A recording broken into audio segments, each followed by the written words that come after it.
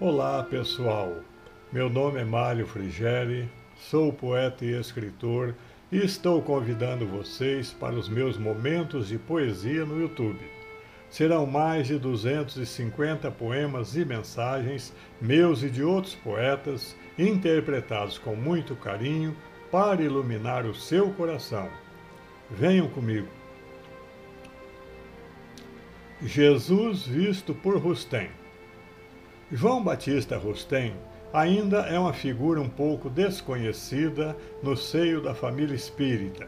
Então vamos apresentar uma síntese de quem ele foi e do que fez para merecer o seu lugar na história. Rustem nasceu em Bordeaux, França, em 15 de outubro de 1805, um ano após o nascimento de Kardec. Em 1823, torna-se professor de literatura, ciências e filosofia em Toulouse, onde reside. Leciona e, com o dinheiro das aulas, custeia seus estudos de direito. Estagia em Paris de 1826 a 1829, onde exerce a advocacia a partir de 1830. Volta anos depois para Bordeaux. Em 1848, aos 42 anos de idade, torna-se bastonário, ou seja, presidente da Ordem dos Advogados de Bordeaux. É eloquente, possui prestígio e já se encontra realizado economicamente.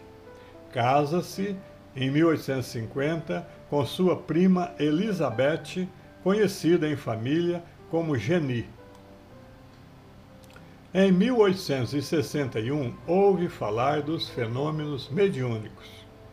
Interessa-se por eles, estuda as principais obras de Allan Kardec publicadas até aquela data, principalmente o Livro dos Espíritos e o Livro dos Médiuns, bem como a Bíblia Sagrada e os livros religiosos e filosóficos da antiguidade.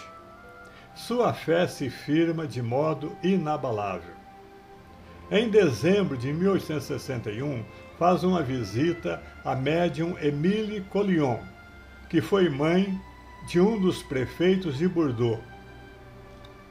8 dias depois, ambos são convidados pelos espíritos superiores a receber e publicar a obra que seria denominada Revelação da Revelação, mais conhecida por Os Quatro Evangelhos.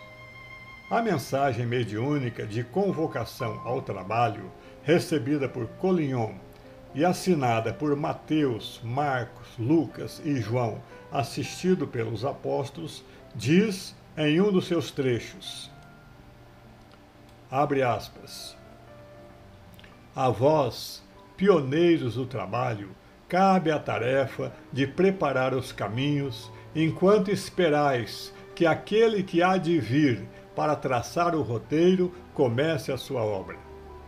Com esse objetivo, ó bem-amados irmãos, nós vimos incitar-vos a que empreendais a explicação dos evangelhos em espírito e verdade, explicação que preparará a unificação das crenças entre os homens.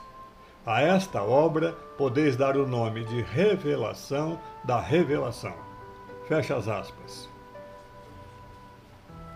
À medida que a obra avança, Rustem se toma de admiração pelas revelações recebidas e profere, com a alma em êxtase, esta prece cheia de sentimento. Abre aspas. Disponde da vossa criatura, ó meu Deus, sou vosso, pertenço-vos, meu coração, meu tempo, minha razão, eu os consagro ao vosso serviço.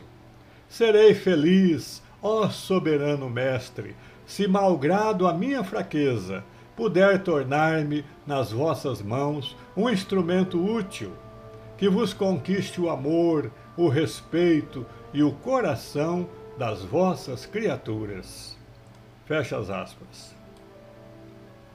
A obra recebida por Rustem e Collignon traz a explicação, em espírito e verdade, dos evangelhos de Jesus, segundo Mateus, Marcos, Lucas e João, e dos 10 mandamentos recebidos por Moisés no Sinai. Os autores espirituais são os mesmos evangelistas que escreveram os evangelhos, assistidos pelos demais apóstolos e pelo grande legislador hebreu que recebeu o Decálogo.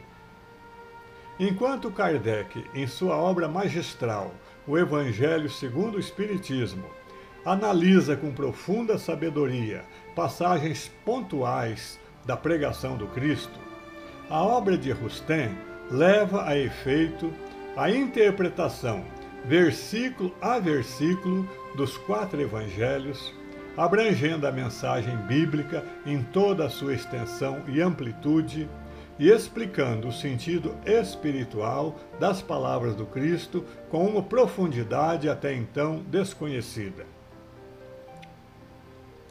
Até aí, tudo se casa quase que perfeitamente com a obra codificada por Kardec, destoando dela, porém, apenas no que tange à abordagem feita por Rustem a respeito da natureza do corpo com que Jesus se apresentou neste mundo. Enquanto para Kardec Jesus habitou um corpo de carne semelhante ao nosso, para Rustem Jesus envergou um corpo fluídico, que é um estágio intermediário entre os corpos humanos e os corpos dos anjos, ou seja, dos espíritos superiores. E Rustem fundamenta a sua revelação com fatos e indícios constantes dos próprios evangelhos, dentre os quais são destacados os seguintes. Primeiro, a revelação evangélica de que Jesus não teve um pai humano, confirmando as palavras do profeta Isaías sobre o nascimento virginal do Messias e as palavras do anjo Gabriel, que anunciou a Maria o nascimento excepcional do Cristo, remontando a sua paternidade ao próprio Deus. Segundo, as palavras do próprio Cristo a respeito de sua imortalidade humana, ao dizer que recebera de Deus o poder de dar a sua vida e de a retomar quando quisesse, pois ninguém tinha o poder de retirá-la de si. Terceiro, ainda suas palavras a respeito de seu precursor, ao dizer que dos nascidos de mulher, João Batista era o maior, revelando assim que ele, Jesus, não era fruto de concepção humana. Quarto, o desaparecimento de seu corpo do sepulcro, estando chumbada e selada a pedra que o fechava, e sob a presença vigilante do oficial e da soldadesca romana, o que descarta qualquer suposta subtração do corpo por quem quer que seja. Quinto, o aparecimento de Jesus a seus discípulos em Jerusalém no domingo da ressurreição, envergando o mesmo corpo que fora imolado no Gólgota, e com a apresentação das chagas nas mãos, nos pés e no peito que lhe foram infligidas na cruz. Sexto, e finalmente sua ascensão aos céus, levando aquele mesmo corpo fluídico que lhe servira durante toda a sua missão terrena. A obra Os Quatro Evangelhos foi publicada em 1866. Kardec recebeu um exemplar ofertado por Rustem, leu-o, analisou-o e deu seu parecer. Escreveu na Revista Espírita que a obra era considerável e tinha o mérito de não estar em nenhum ponto em contradição com a doutrina ensinada em O Livro dos Espíritos, em O Livro dos Médiuns e em O Evangelho segundo o Espiritismo, únicas obras do Pentateuco kardeciano publicadas até aquela data, e que ela seria consultada com proveito pelos espíritas sérios.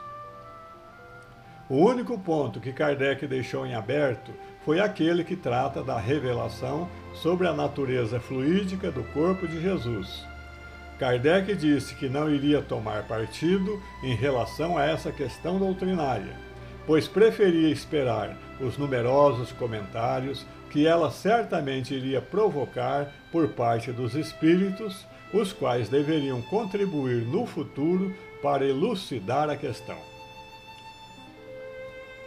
E o futuro a confirmou?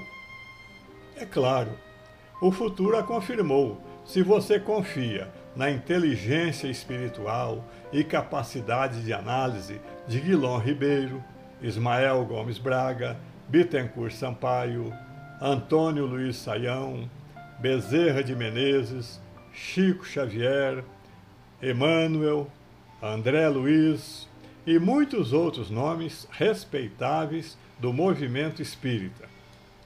Todos eles recepcionaram Rustem e o colocaram como um dos baluartes da doutrina do Consolador. Em nosso vídeo disponível na internet, intitulado A Identificação Zarur Kardec, argumentamos de forma sólida e séria que Kardec reencarnou no Brasil no século XX e adotou integralmente a obra de Rustem em sua pregação. Tudo isso significa uma só coisa: o Espiritismo continua marchando para sua gloriosa meta, incorporando novas verdades e avançando lado a lado com o progresso, exatamente como previu Kardec. Rustem faleceu em Bordeaux 10 anos após a desencarnação de Kardec. Foi sepultado no cemitério de La Chartreuse dessa cidade.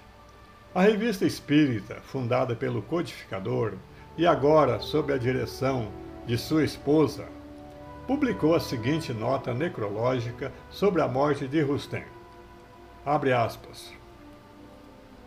O nosso irmão e amigo extinguiu-se corporalmente a 2 de janeiro de 1879 em Bordeaux, com a idade de 73 anos, cheio de fé e esperança no progresso desta bela doutrina que vem de Deus e da qual foi ele um dos mais ardentes apóstolos, dos mais inteligentes e mais dedicados. Sua grande e bela alma nenhum pesar sentia por deixar este mundo. Pesava-lhe unicamente o deixar inacabada a sua obra. Dessa ideia, porém, logo se recobrava dizendo: voltarei. Deus me concederá a graça de retomar e continuar a minha obra, de trabalhar pelo progresso moral e material dos meus irmãos. Continua a nota necrológica.